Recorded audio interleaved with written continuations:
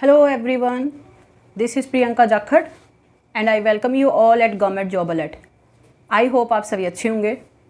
तो जैसा कि आप सभी को पता है कि जो 30 अप्रैल को जो ETT 5994 का जो डिसीज़न आता है वो बिल्कुल भी एक्सपेक्टेड नहीं था। कहीं ना कहीं बहुत ही ज़्यादा अनएक्सपेक्टेड और बहुत ही शॉकिंग डिसीजन देखने को मिला। स्पेशली अगर मैं बात करूँ जो 4 अप्रैल को जो हियरिंग हुई थी उसके तो बिल्कुल अपोजिट डिसीजन देखने को मिला। ऐसे में देखिए बहुत सारे ऐसे कैंडिडेट हैं जो कि डिसीजन को लेकर बहुत ज़्यादा परेशान हुए। कहीं ना कहीं एक तरीके से एक मेंटल प्रेशर जो था कैंडिडेट पे क्रिएट हुआ। और देखिए कहीं ना कहीं ये बात ऑब्वियस भी है, क्योंकि जब आप किसी चीज़ से बहुत ज़्यादा एक्सपेक्टेशन लगाते हो और जब डिसीजन आपके फेवर में आपको देखने को नहीं मिलता तो कहीं ना कहीं एक तरीके का मेंटल प्रेशर जो है क्रिएट होता है। बट ऐसे में देखिए अब जो डिसीजन है वो आ चुका है, जो हाई कोर्ट के ऑर्डर है वो फाइनली अब आपको पता है कि किस तरह से क्या डिसीजन लिया गया है। और उस डिसीजन को देखिए कोई भी किसी भी तरह से चेंज नहीं कर सकता। जो डिसीजन है एट द एंड उसे आप सभी को मानना ही होगा। मेन बात अब ये है कि आप उस चीज़ से बाहर निकल कर आगे की अपनी जो प्रिपरेशन है, आगे की जो अपनी लाइफ है या फिर कहीं जो आगे आने वाला जो आपका कैरियर है उस पर फोकस करें। स्पेशली देखिए ऐसे में काफ़ी कैंडिडेट ऐसे हैं ओब्वियस है जिन्होंने मतलब कहीं ना कहीं जो एक मेंटल ट्रामा जो उनके साथ था, जो एक मेंटल प्रेशर जो था उससे उन्होंने कम बैक किया और काफ़ी अच्छे से किया है। उन्होंने अपनी जो प्रिपरेशन वगैरह है वो भी स्टार्ट कर दी है। और ऐसे में अभी भी कुछ कैंडिडेट ऐसे हैं जो कि अभी भी उस चीज़ से बाहर नहीं निकल पा रहे। उन्हें अभी भी इस बात पर यकीन नहीं हो रहा कि ये डिसीजन कैसे ले लिया गया, इस तरह से डिसीजन कैसे आ सकता है। इस तरह के न जाने कितने डाउट्स हैं जो अभी भी उनके माइंड में हैं। सबसे पहले तो देखिए ओब्वियस है कि काफ़ी टाइम उस चीज़ को हुए हो चुका है, डिसीजन आ चुका है, उस चीज़ से कम बैक कीजिए। जो आपके लिए मोस्ट प्रेफरेंसेबल जो चीज़ है उस पर फोकस कीजिए। और द मोस्ट इंपॉर्टेंट थिंग्स देखिए ग्रुप्स में अब बहुत तरह तरह के कैंडिडेट है जो कि पूरा दिन मैसेज करते रहते हैं। स्पेशली कह सकते हैं कि उनका जो मेन जो कंसर्न रहता है वो है कि पेपर ए के रिगार्डिंग अब आगे क्या होगा, पेपर ए होगा भी या नहीं होगा, पेपर ए अगर होगा तो कब तक होगा, पेपर बी के ऊपर क्या डिसीजन लिया गया। और ऐसे में बहुत से लोग ऐसे भी हैं जो आपको ये बोलेंगे कि हालांकि हाई कोर्ट ने 6 मंथ्स का टाइम दिया है पर देख लेना भर्ती 1 साल 1.5 साल से पहले कंप्लीट नहीं होगी, भर्ती तो अब बहुत ज़्यादा रिस्क में चली गई है। और ये सब बातें बोलने वाले वही लोग हैं जो इस भर्ती को ख़राब करने के लिए सबसे ज़्यादा जिम्मेदार हैं। और जो लोग देखिए जो सारा दिन कमेंट करते रहते हैं, पूरा दिन के कमेंट रहते हैं कि मैम भर्ती के बारे में बताइए, पेपर ए के रिगार्डिंग बताइए, कैसे होगा पेपर, कब तक होगा पेपर। उन सभी के देखिए मैं आपके जो मेन जो कंसर्न जो पेपर ए को लेकर जितने भी डाउट्स हैं उनका मैं अभी आपको आंसर दूंगी। स्पेशली कि पेपर के रिगार्डिंग कि कब तक पेपर होगा, आपका जो सिलेबस क्या रहेगा, इन सब के बारे में। तो देखिए जो कैंडिडेट जिनके माइंड में अभी ये बात है कि जो रिक्रूटमेंट है वो तो अब सालों पे चली गई है, 1.5 साल से पहले रिक्रूटमेंट कंप्लीट नहीं होगी, डिपार्टमेंट किसी हाल में जो एग्ज़ाम है वो कंडक्ट जल्दी से जल्दी नहीं करवाएगा। तो उन सबको देखिए मैं बताना चाहूँगी सबसे पहले तो जो पेपर ए है, ऐसा नहीं है कि कई मंथ्स में एग्ज़ाम लिया जाएगा। पेपर ए है वो आपका बहुत जल्द कंडक्ट करवाया जाएगा। और मैं बात करूँ एग्ज़ाम की, जो पेपर ए जो आपका रिकंडक्ट करवाया जाएगा 101% आपका जो एग्ज़ाम है जून के लास्ट वीक में कंडक्ट करवाया जाएगा। और ये देखिए मैं बिल्कुल ऑथेंटिकेटेड इन्फॉर्मेशन आपके साथ शेयर कर रही हूँ कि जो आपका पेपर ए है, पंजाबी का जो पेपर ए है जिसे हाई कोर्ट ने रिकंडक्ट करवाने के लिए बोला है, वो पेपर आपका जून के लास्ट वीक में देखने को मिलेगा। और देखिए ये वैसे तो 100% ऑथेंटिक इन्फॉर्मेशन है, फिर भी हम अगर 1% लेके चले कि कुछ दाएँ बाएँ हो तो भी मैक्स टू मैक्स जो आपका एग्ज़ाम है वो आपको जुलाई के फर्स्ट वीक में देखने को मिलेगा। बस ये लास्ट टाइमलाइन है, इससे ऊपर आपका एग्ज़ाम नहीं जाएगा। तो अब आप खुद से इससे अंदाज़ा लगा लीजिए कि अब आपके पास कितना टाइम है। अब ऐसे में काफ़ी कैंडिडेट बोलेंगे कि मैम हमारे पास तो अब 2 मंथ्स का टाइम है, हम आराम से प्रिपरेशन कर लेंगे, हमारे लिए तो सिलेबस 15 दिन का है, 20 दिन का है, हम आराम से तैयारी कर लेंगे, हमें कोई दिक्कत नहीं होगी। तो देखिए आपके पास 2 मंथ्स का टाइम नहीं है। आप खुद सोच के देखिए 2 मंथ्स में काफ़ी बार तो ऐसा होगा जब आपका पढ़ने का मन नहीं होगा, काफ़ी बार ऐसा होगा कोई फैमिली फंक्शन आ गया, कोई और इधर उधर कोई काम हो गया आपको। तो ऐसे में काफ़ी टाइम तो ऐसा होगा जो आप इधर उधर कहीं ना कहीं आपका वेस्ट हो जाएगा। तो ऐसे में ले देकर आपके पास max to max 1 to 1.5 month यानी 1 से 1.5 महीने का ही टाइम है।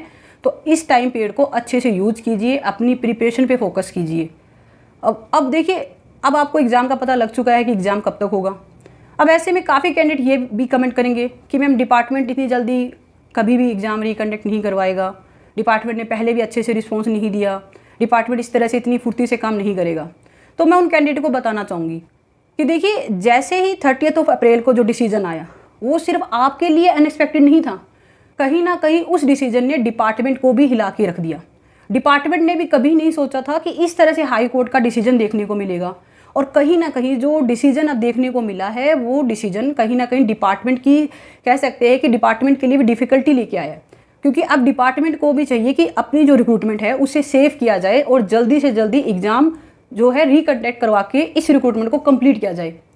और जो डिपार्टमेंट, आप यकीन मानिएगा, जो 30 अप्रैल से पहले जो डिपार्टमेंट का जो नज़रिया था, जो डिपार्टमेंट जिस तरह से काम कर रहा था, 30 अप्रैल के बाद डिपार्टमेंट का जो काम करने का तरीका है वो कम्प्लीटली चेंज हो चुका है। कहीं ना कहीं डिपार्टमेंट पहले से ज़्यादा एक्टिव है, कहीं ना कहीं डिपार्टमेंट को भी है कि हम जल्दी से जल्दी एग्ज़ाम रिकंडक्ट करवाएं। तो अब आपको देखिए इससे अंदाज़ा लग चुका होगा कि अब आपके जो एग्ज़ाम जो रिकंडक्ट की जो प्रोसेस है वो बहुत जल्द कंप्लीट की जाएगी।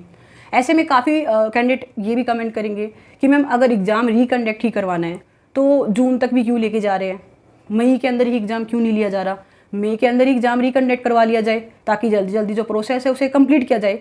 तो देखिए, मैं उन कैंडिडेट को बताना चाहूँगी, कोई भी एग्ज़ाम, चाहे कोई भी एग्ज़ाम क्यों ना हो, उसे कंडक्ट करवाने की कुछ रूल्स एंड रेगुलेशंस होते हैं। आप इस तरह से इतने कम टाइम पीरियड में कोई भी एग्ज़ाम नहीं रिकंडक्ट करवा सकते।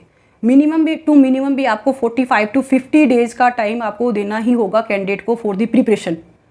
तो इसी चीज़ को ध्यान में रखते हुए देखिए, डिपार्टमेंट भी कम से कम जो एक टाइम लिमिट जो होती है किसी भी एग्ज़ाम को रिकंडक्ट करवाने की या फिर फर्स्ट टाइम कंडक्ट करवाने की भी, तो उस टाइम लिमिट के according as per rules and regulation ही जो आपका एग्ज़ाम है वो रिकंडक्ट करवाया जाएगा। क्योंकि अगर देखिए डिपार्टमेंट अगर इससे पहले जल्दी करता है, मई के मंथ में ही अगर आपका एग्ज़ाम है वो रिकंडक्ट करवाता है, तो ऑब्वियस है कि फिर से जो कैंडिडेट है वो इस रिक्रूटमेंट को लेके कोर्ट में चले जाएंगे, कहीं ना कहीं फिर से इस रिक्रूटमेंट पे केस होगा। तो इससे अच्छा है कि डिपार्टमेंट भी ये अब नहीं चाहेगा कि भर्ती फिर से कोर्ट में जाए। तो एक मिनिमम टाइम पीरियड को ध्यान में रखते हुए जो आपका एग्ज़ाम है उसी तरीके से रूल्स एंड रेगुलेशन को फॉलो करते हुए आपका जो एग्ज़ाम है वो कंडक्ट करवाया जाएगा। तो ऐसे में देखिए, अब आपको बिल्कुल अच्छे से अपनी जो प्रिपरेशन है उस पर फोकस करना है। और इसके अलावा देखिए, सबसे ज़्यादा जो क्वेरीज रहती है कैंडिडेट की वो है सिलेबस के रिगार्डिंग, कि सिलेबस क्या रहेगा। देखिए, सिलेबस तो सबसे पहली बात तो देखिए आप सबको पता है कि सिलेबस क्या रहेगा, क्योंकि हाई कोर्ट के अकॉर्डिंग क्या था मेन कंसर्न कि जो सिलेबस था वो अकॉर्डिंग टू द स्टैंडर्ड नहीं था। तो अब जो आपको जो सिलेबस देखने को मिलेगा उसमें आपको ग्रामेटिकल पोर्शन सबसे ज़्यादा देखने को मिलेगा। तो अब आपको जो आपकी जो ग्रामेटिकल पोर्शन है उस पर अच्छे से फोकस करते हुए आपको अपनी प्रिपरेशन करनी होगी। और ग्रामेटिकल पोर्शन में क्या क्या सब्जेक्ट्स होते हैं, क्या क्या टॉपिक्स होते हैं स्पेशली, वो देखिए आप सभी को पता है। जैसे अगर मैं अपनी बात करूं कि अगर आपको अपनी प्रिपरेशन स्टार्ट ही करनी है अभी, तो सबसे पहले देखिए आप अपनी प्रिपरेशन पार्ट्स ऑफ स्पीच से स्टार्ट कर सकते हो। पार्ट्स ऑफ स्पीच देखिए, मैं यहाँ पे इंग्लिश की बात नहीं कर रही हूँ, पंजाबी में जो पार्ट्स ऑफ स्पीच के जो टॉपिक्स है आप उससे स्टार्ट कर लीजिए, अपनी प्रिपरेशन को अच्छे से तैयार करना स्टार्ट कीजिए। और रही बात सिलेबस की, देखिए सिलेबस जो रहेगा मैक्स टू मैक्स, जो उम्मीद है डिपार्टमेंट से, जिस तरह से डिपार्टमेंट काम कर रहा है, max to max 7 to 10 days में जो आपका एक ऑफिशियल जो सिलेबस है वो भी जारी कर दिया जाएगा। और देखिए सिलेबस में जो बात मैं आपको बता रही हूँ वही ग्रामेटिकल पोर्शन ही आपको देखने को मिलेगा। हो सकता है कुछ पार्ट यहाँ पे जो सभ्याचार से रिलेटेड कुछ पार्ट इसमें इंक्लूड किया जाए, बाकी ग्रामेटिकल पोर्शन आपको बिल्कुल देखने को मिलेगा 101%। तो आपको अपनी प्रिपरेशन अभी से स्टार्ट कर देनी चाहिए। ग्रामेटिकल जो पोर्शन है उस पर फोकस कीजिए, जो भी आपके पास बुक्स वगैरह अवेलेबल है उसको फिर से उठाइए, पढ़ना स्टार्ट कीजिए। और अब ऐसे में देखिए काफ़ी कैंडिडेट ऐसे हैं जिन्हें क्या किया जा रहा है कि कहीं ना कहीं डराने की कोशिश की जा रही है। उनको ये बोला जा रहा है कि जो पेपर ए है जो दोबारा से रिकंडक्ट करवाया जा रहा है, इसकी वजह से कहीं ना कहीं उनके फाइनल सिलेक्शन पे इफेक्ट होगा। स्पेशली यहाँ पे टारगेट किया जा रहा है लो मेरिट के कैंडिडेट को। लो मेरिट के कैंडिडेट को कहीं ना कहीं डराने की कोशिश की जा रही है, स्पेशली उन कैंडिडेट द्वारा। मैं उन कैंडिडेट की बात कर रही हूँ जो जिनका सिलेक्शन कभी होना ही नहीं था, यानी ऐसे कैंडिडेट जो जिनका कहीं ना कहीं पंजाबी पेपर ना तो पंजाबी पेपर ए क्वालिफाई था और पंजाबी पेपर बी में उनके अच्छे मार्क्स नहीं हैं, या फिर जिन लोगों ने केस किया था, वो कैंडिडेट लो मेरिट के कैंडिडेट को कहीं ना कहीं डराने की कोशिश कर रहे हैं कि अब जो एग्ज़ाम है वो रिकंडक्ट होगा और रिकंडक्ट होने के बाद जो 5 से 6 हज़ार कैंडिडेट जो पहले पंजाबी पेपर ए में जो फेल हो चुके थे अब उन्हें दोबारा से मौका मिलेगा। देखिए नो डाउट ऑब्वियस है कि अब ऐसे कैंडिडेट जो पहले फेल हो चुके थे उन्हें मौका मिलेगा, इसमें कोई दो राहें नहीं है। बट 5 से 6 हज़ार कैंडिडेट, और उसमें से आपको बोला जा रहा है कि 5 से 6 हज़ार कैंडिडेट में से कम भी 4 हज़ार कैंडिडेट ऐसे होंगे जो कि एग्ज़ाम पेपर ए को फिर से जो पेपर ए को क्वालिफाई कर जाएंगे। आप तो पहले ही लो मेरिट में हो, आपका सिलेक्शन कैसे होगा? अब आपका सिलेक्शन किसी हाल में नहीं हो सकता। आप हमें सपोर्ट कीजिए, हम इस रिक्रूटमेंट को सुप्रीम कोर्ट तक लेके जाएंगे, पेपर ए दोबारा से नहीं होने देंगे। इस तरह की पता नहीं कितनी कितनी बातें, किस तरह की बातें कैंडिडेट के साथ की जा रही है कि आप इस तरह से हमें सपोर्ट कीजिए। तो सबसे पहली बात तो देखिए, मेरा उन्हीं लोगों से पूछना है जो ये कहीं ना कहीं फेक इन्फॉर्मेशन सर्कुलेट कर रहे हैं, जिनका ये बोलना है कि 5 से 6 हज़ार में से कम भी 4 हज़ार कैंडिडेट ऐसे होंगे जो कि इस बार जो पेपर ए है उसे क्वालिफाई कर जाएंगे। मान लेते हैं 4 हज़ार कैंडिडेट क्वालिफाई कर भी लेते हैं, पर आप खुद सोच के देखिए उन 4 हज़ार में से कितने कैंडिडेट होंगे जो आपके एक्चुअल में कॉम्पिटिटर होंगे। एक कैंडिडेट जिसके पेपर बी में नंबर ही 50-60 यानी 50-60 के अराउंड बन रहे हैं, क्या वो आपका कॉम्पिटिटर है? कितने कैंडिडेट ऐसे होंगे जो पेपर ए को अब क्वालिफाई करेंगे और उनके पेपर बी में भी 100+ मार्क्स है? बहुत ही गिनती के कैंडिडेट होंगे। तो जो कैंडिडेट आपको बार बार डराने की कोशिश कर रहे हैं कि इससे कंपटीशन बढ़ जाएगा, ये होगा वो होगा, तो देखिए आपको उनकी बातों में नहीं आना है।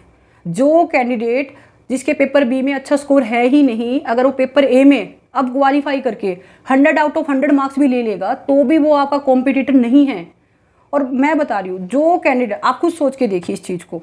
आपको ये है कि पता नहीं हमारा एग्ज़ाम भी क्वालिफाई होगा या नहीं होगा। काफ़ी कैंडिडेट के माइंड में अभी है कि हमने पहले तो एग्ज़ाम क्वालिफाई कर दिया था, पता नहीं अब होगा या नहीं होगा।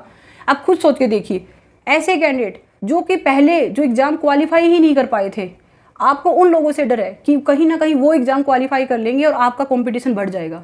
तो आपने तो पहले क्वालिफाई किया एग्ज़ाम, तो क्या आप फिर से क्वालिफाई नहीं कर पाओगे एग्ज़ाम? वो फेलियर जो कैंडिडेट है, जो फेल हो चुके कैंडिडेट है, अगर वो पास कर सकते हैं तो आप तो 101% एग्ज़ाम को क्वालिफाई करोगे। और आपको यहाँ पे देखिए कंपटीशन के बारे में नहीं सोचना है, क्योंकि जो कैंडिडेट पहले फेल है वो किसी हाल में इस जो एग्ज़ाम आपको रिकंडक्ट होने के बाद देखने को मिलेगा, वो इस एग्ज़ाम में बिल्कुल भी नहीं टिक पाएंगे, वो फिर से फेल ही होंगे। तो आपको यहाँ पे जो आपको कैंडिडेट बार बार गुमराह कर रहे हैं, बार बार जो आपको डराने की कोशिश कर रहे हैं कि कंपटीशन बढ़ेगा, ये होगा वो होगा, ऐसा कुछ भी नहीं होगा। और ऐसी बात करने वाले जो कैंडिडेट है, जैसा मैंने आपको बताया, ये वही कैंडिडेट है जो कि शुरुआत से ही इस भर्ती को ख़राब करने के लिए जिम्मेदार है, और आपको इनकी बातों में नहीं आना। देखिए, इसी के रिगार्डिंग मैंने एक वीडियो भी आपके साथ शेयर की थी कि जो लोग आपको इस तरह से बहका रहे हैं, आप उनको बिल्कुल भी सपोर्ट मत कीजिए। तो ऐसे में काफ़ी कैंडिडेट ने मेरे पास भी मैसेज किए, पर्सनली मुझे मैसेज किया कि मैम ये चीज़ तो गलत है, सबका राइट बनता है, हर एक का राइट है कि वो कोर्ट में जा सकता है, हर किसी के पास राइट है, वो अपने राइट का यूज़ कर रहे हैं। मैं उनसे पूछना चाहती हूँ, कौन सा राइट, कैसा राइट? मतलब आप पेपर में फेल हो चुके हो, आपने अच्छे से स्टडी नहीं की, आपसे एग्ज़ाम क्वालिफाई नहीं हुआ, तो अब आप कोर्ट में जा रहे हो। मतलब जब नोटिफिकेशन आया था, जब एग्ज़ाम हुआ था, तब तक आपको कोई दिक्कत नहीं थी, तब तक आपको कोई भी इशू नहीं था। पर जैसे आपको लगा कि आपकी डॉक्यूमेंट वेरिफिकेशन नहीं हुई है, आपका सिलेक्शन नहीं होगा, उस टाइम आपको अपने राइट याद आए, तब आप कोर्ट में जाते हो। तो ये तो देखिए अपनी कमज़ोरी को छुपाने का सिर्फ कह सकते हो एक तरीका है। जो आपने मेहनत नहीं की, जो हार्डवर्क आपने नहीं किया, उस चीज़ को आप छुपाने की कोशिश कर रहे हो। कहीं ना कहीं इसके लिए आप कोर्ट में अपना एक पक्ष रखने की कोशिश कर रहे हो, और इसमें आप अनसक्सेसफुल भी रहे हो। तो मुझे नहीं लगता कि ये आपकी कोई कहीं ना कहीं आप अपने राइट का यूज़ कर रहे हो। और रही बात राइट की, राइट था आपके पास, आप तैयारी करते, आप अच्छे से एग्ज़ाम क्वालिफाई करते, आप भी सिलेक्शन लेते। बट आप जब आपका सिलेक्शन नहीं हुआ, उसके बाद आप कोर्ट में जा रहे हो, हम इसे राइट नहीं मानते, ये राइट है ही नहीं, आप तो मिसयूज़ कर रहे हो। बाकी देखिए, मेन बात यहाँ पे ये है कि ऐसे कैंडिडेट की वजह से, स्पेशली जो मैं कहूँगी जो भर्ती ख़राब करो, जो गैंग बनी हुई है, उस गैंग की वजह से पिछले 1 साल से, या फिर कहे तो 6000 कैंडिडेट का 1 साल ख़राब हो चुका है।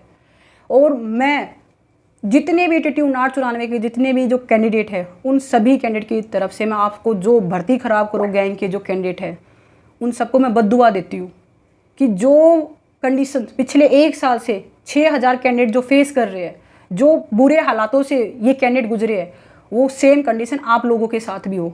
आप लोगों ने सिर्फ अपने फ़ायदे के लिए 6000 कैंडिडेट का भविष्य ख़राब करके रख दिया। आप लोगों ने कैंडिडेट का 1 साल ख़राब करके रख दिया। ऐसे में बहुत सारे कैंडिडेट तो ऐसे थे जिनका लास्ट मौका है ये भर्ती, जिनकी लास्ट उम्मीद है इस रिक्रूटमेंट से, बहुत सारे कैंडिडेट ऐसे हैं जो कि ओवर एज हो जाएंगे, बहुत सारे कैंडिडेट ऐसे हैं जिनकी फैमिली कंडीशन हद से ज़्यादा बुरी है, जिनके पास कोई और मौका ही नहीं है, और आप लोगों ने उन सब कैंडिडेट को पिछले 1 साल से परेशान करके रख रखा है। और तो उन सभी कैंडिडेट की बद्दुआ लगेगी आप लोगों को। अभी भी थोड़ी सी भी शर्म है तो सुधर जाओ, अभी भी कम से कम अभी भी जो आप इस तरह की जो एक्टिविटी परफॉर्म कर रहे हो उससे रुक जाओ। और रही बात, देखिए जो 59-94 की जो कैंडिडेट है, जो एक्चुअल में डिजर्विंग कैंडिडेट है, उन सभी कैंडिडेट से मेरी रिक्वेस्ट है कि इन लोगों को बिल्कुल भी फॉलो ना करें। ये लोग पहले ही भर्ती का कहीं ना कहीं बहुत नुकसान कर चुके हैं। अगर आप अभी भी इन्हें फॉलो करोगे तो एट द एंड आपका ही नुकसान होगा। और रही बात जो सीरियस कैंडिडेट है, जो एक्चुअल में डिजर्विंग कैंडिडेट हैं, उन सभी के साथ मेरी बेस्ट विशेज है कि आप सभी, आपने पहले भी कंपटीशन फाइट किया है, आपने पहले भी एग्जाम क्वालिफाई किया है, आप इस बार भी एग्जाम क्वालिफाई करोगे और आपका सिलेक्शन 101% होगा। आप सभी के लिए मेरी ढेर सारी बेस्ट विशेज है कि आपका सिलेक्शन 101% होगा। और इसी के साथ देखिए, आप अपनी प्रिपरेशन स्टार्ट कीजिए। आपको मैंने एग्ज़ाम डेट मैंने बता दी है कि एग्ज़ाम कब होगा, सिलेबस क्या होगा, इसके बारे में मैंने आपको डिस्कस किया है। तो आप बस अपनी प्रिपरेशन पे फोकस कीजिएगा। बाकी इसके रिगार्डिंग आगे भी कोई भी अपडेट आएगी, वो अपडेट आपके साथ ज़रूर शेयर की जाएगी। इसके लिए चैनल को ज़रूर सब्सक्राइब करें। Wish you all the best. Thank you.